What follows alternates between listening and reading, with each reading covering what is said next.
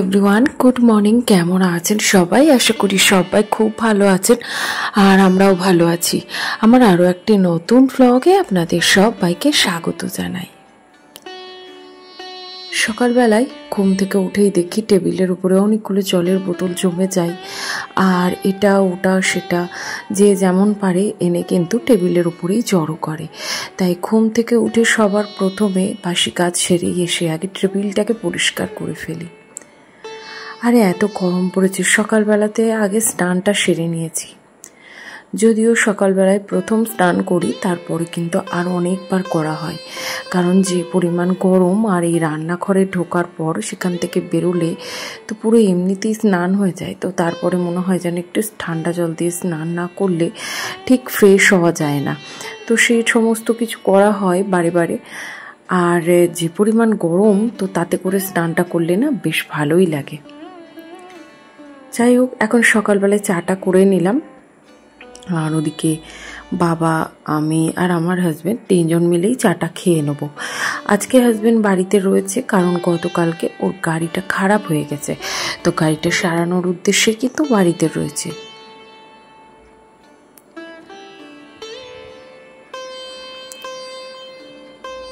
সকালবেলায় এক কাপ চা রিল্যাক্সে বসে খেয়ে তারপরে একদম ফুলদম এনার্জির সাথে শুরু করে দিই সংসারের সমস্ত কাজকর্ম।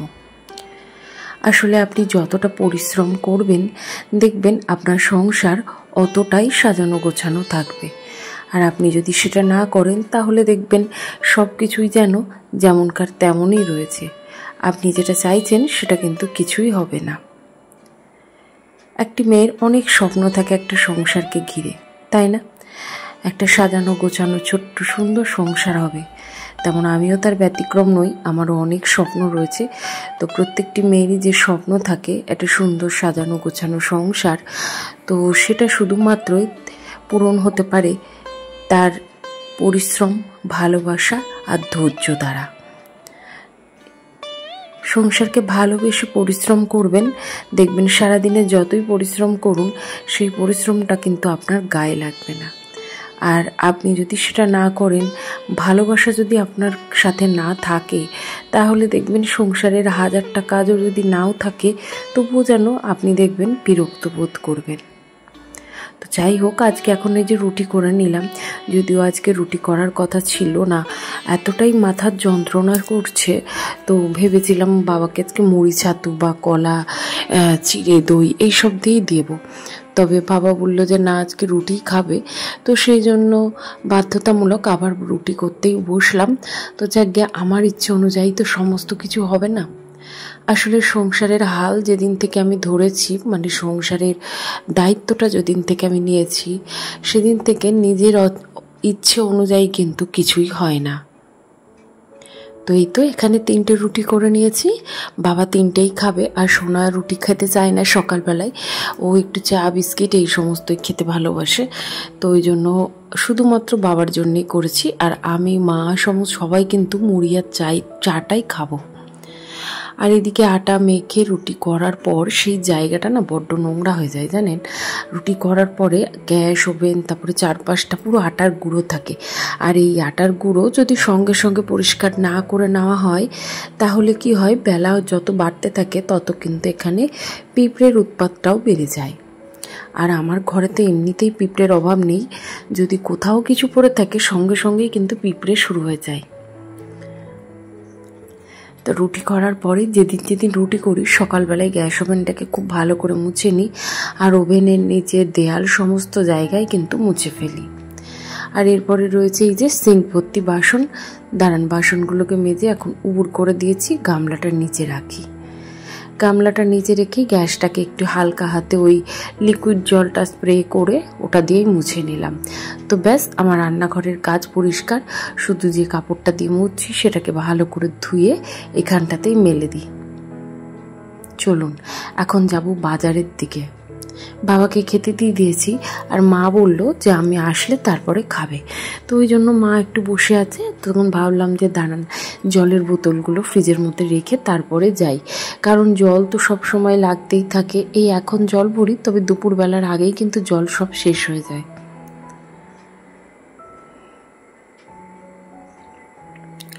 চলুন এবার যাই বাজারের দিকে।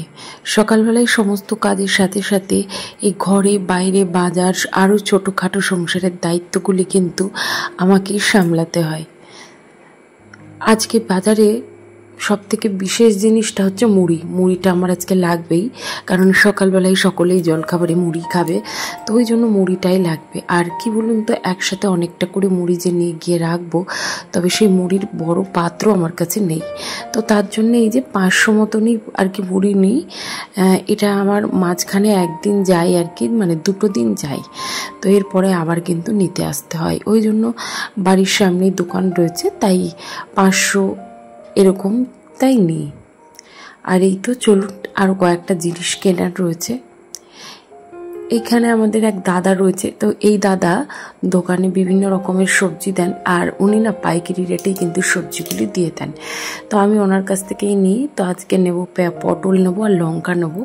তো যাই হোক, আজ বেশি সবজি নিচ্ছি না, কারণ খুব বেশি সবজি নিলে আবার শুকিয়ে যায়, তো ওই জন্য অল্প অল্প করেই নিলাম। আর এখানে উনি এই দেখুন পটল দিয়েছে, আদা লঙ্কা এই সমস্ত কিছু নেওয়া হয়ে গেছে। তো উনি আমাকে ভালোবেসে আর কি গোপালের জন্য আর কি কিছু ফল দিলেন, মানে উনি জানেন যে আমি গোপাল আছে, তো এখানে লিচু দিচ্ছিলেন। তো আমি বললাম আলাদা প্যাকেটে দিতে, কারণ বাজারের ব্যাগে তো খাবার নিলে গোপালকে কিন্তু সেবা দেওয়া যাবে না। তাই দেখুন গোপালের বাজার গোপাল নিজেই করে নিয়েছে।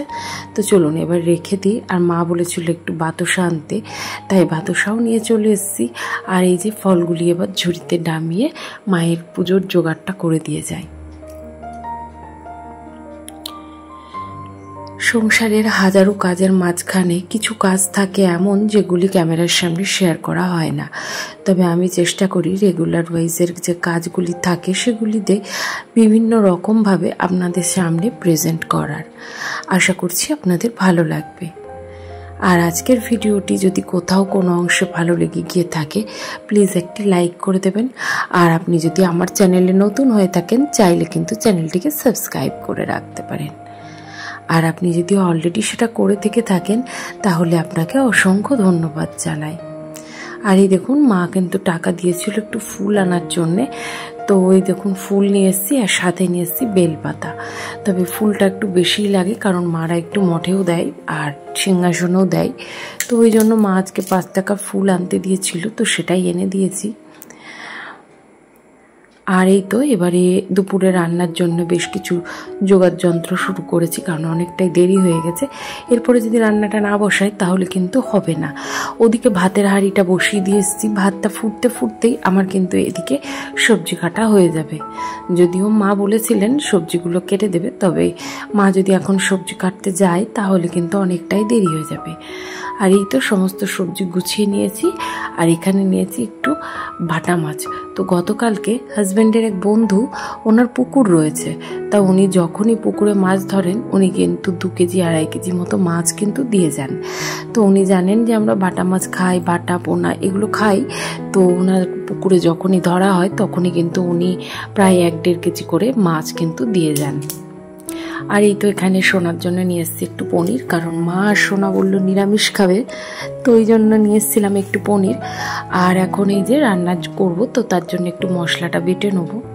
আসলে আপনাদের তো বলেইছি যে আমার মিক্সারের বাটিটা একটু ডিস্টার্ব করছে। আর এমনিতেও দেখবেন শিলনোড়ায় মশলা বেটে খাওয়ার আলাদাই একটা টেস্ট থাকে, যেটা মিক্সার গ্রাইন্ডে কিন্তু পাওয়া যায় না। যদিও আমরা আধুনিকতার যুগে গা ভাসিয়ে দিয়েছি, তাই যত যাই হয়ে যাক বা সারাদিনে কাজ থাকুক বা না থাকুক, আমরা কিন্তু শিলনোড়া কিন্তু হাত দিই না। তবে আমার মাঝে মধ্যে শিলনোড়ায় বেটে মশলা করে রান্না করতে না ভীষণ ভালো লাগে।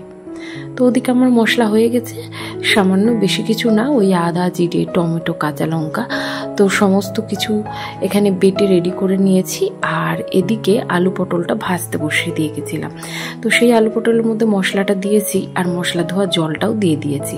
তো এবার ভালো করে কষে নিয়ে এর মধ্যে জল দিয়ে নেব। আর ওদিকে বসিয়ে দিয়েছি মাছের ঝোল। তবে মাছের ঝোলটা আজকে আর বেগুন দেওয়া হয়নি, আজকে আলু পটল পেঁয়াজ কাঁচা লঙ্কা দিয়েই করে থাকবো। আসলে কি বলুন তো, রোজ রোজ বেগুনের ঝোলটা খুব একটা আমার মনে হয় ভালো লাগে না। তবে আমাদের বাড়ির মানে মানুষেরা একটু একটু আলাদা প্রকৃতির, কারণ তারা আজকে যেটা খাচ্ছে সেটাই কালকে খাবেন, আবার কালকে যে জিনিসটা খেয়েছেন সেটা আবার পরশু দিন খাবেন। তো এইভাবেই কিন্তু আমাদের চলে যাচ্ছে। আসলে মানে এরা পরিবর্তন জিনিসটা খুব একটা পছন্দ করে না, তো ওই জন্য আমি চাই না যে ওদের খাবার তালিকায় বিভিন্ন রকমের খাবার থাক, কারণ তারা কিন্তু পছন্দসই খাবার খেতেই কিন্তু বেশি পছন্দ করেন। তো যাই হোক, ওইদিকে রান্নাটা হতে আছে। আর সোনার বাবাও বাড়ি এসছে গ্যারেজ থেকে, তো উনি এসেন আর কি, তো কি বললাম আর কি যে রান্নাঘরে একটু দেখতে। তো সাথে আজকে উচ্ছে ভাজা হবে, তো সমস্ত রান্নাই হয়ে গেছে, শুধু উচ্ছে ভাজাটা হয়নি, তো ওই জন্য ওকে দিয়েছি উচ্ছে ভাজার দায়িত্বটা। আর ততক্ষণে ভাবলাম আজকে তো রবিবার, তো সমস্ত কাজকর্ম সেরেছি, তবে এই যে ঘর মোছার ব্যাপারটা সেটা কিন্তু হয়েছিল না, তাই এখন আমি পুরো বাড়িটা সুন্দর করে হাত দিয়ে মুছে নিচ্ছি। আর যে পরিমাণ গরম পড়েছে, এতে করে এই যে ঘর মোছা হাত দিয়ে এতে পুরো একেবারে আমি স্নান করে গেছি। তো যত পরিশ্রমী হোক, ওই যে তারপরে বললাম যে ঘর দোর পরিষ্কার পরিচ্ছন্ন দেখলেই কিন্তু আমার পরিশ্রমটা সার্থক হয়। তো যাই হোক, ওইদিকে মাছের ঝোল হয়ে গেছে, আর ওপাশে কিন্তু আমার রান্নাও প্রায় শেষের মুখে। তবে চলুন আপনাদের দেখিয়ে দিই যে আজকে কি রান্না করেছি। এই দেখুন, এখানে ভাত রয়েছে, আর এখানে রয়েছে আলু পটল পনির দিয়ে একটা নিরামিষ তরকারি, আর এই যে সেই উচ্ছে ভাজা। আসলে দেখতে লালচেই হয়েছে, তবে ক্যামেরায় জানি না কেন কালচে লাগছে। আর দিদিভাই গত পরশুদিন একটা মোচা দিয়েছিল, তো সেই মোচাটা কেটে ধুয়ে রেখেছিলাম, সেটাকে সেদ্ধ করে একটু তরকারি করে নিলাম, কারণ খুব সামান্য পরিমাণেই মোচাটা হয়েছে, আর খেতে কিন্তু দুর্দান্ত হয়েছিল জানেন। আর আমার সোনা কিন্তু মোচা ভীষণ ভালোবাসে, তো যখনই মোচা করি তখনই কিন্তু একটু বাদাম দিয়ে মোচা করি, কারণ ও বাদাম দিয়ে মোচা খেতে কিন্তু ভীষণ ভালোবাসে। আর এই তো কথার বলতে বলতে ওদিকে হাজব্যান্ডকে আর শ্বশুরমশাইকে খেতে দিয়েছি। আর আজকে সানডে শ্যাম্পু করব, তো তার জন্য মাথায় দেখুন একটু তেল দিয়ে নিচ্ছি। আমি শ্যাম্পু করার কিছুক্ষণ আগেই কিন্তু মাথায় তেল দিয়ে নিই। তবে যাই হোক, চলুন আজকের ব্লগটি আপনাদের আবারও জানাই কেমন লাগলো, অবশ্যই কিন্তু একটি কমেন্টের মাধ্যমে জানাতে ভুলবেন না। যদি কোনো অংশ ভালো লেগে গিয়ে থাকে প্লিজ একটি লাইক করে দেবেন। তাহলে চলুন এখন স্নান করে পুজো আচরা করে এইবার একটু খাওয়া দাওয়া করে রেস্ট নেবো। তাহলে আজকের মতো আসি, সবাই খুব ভালো থাকবেন, সুস্থ থাকবেন, আবারও দেখা হবে।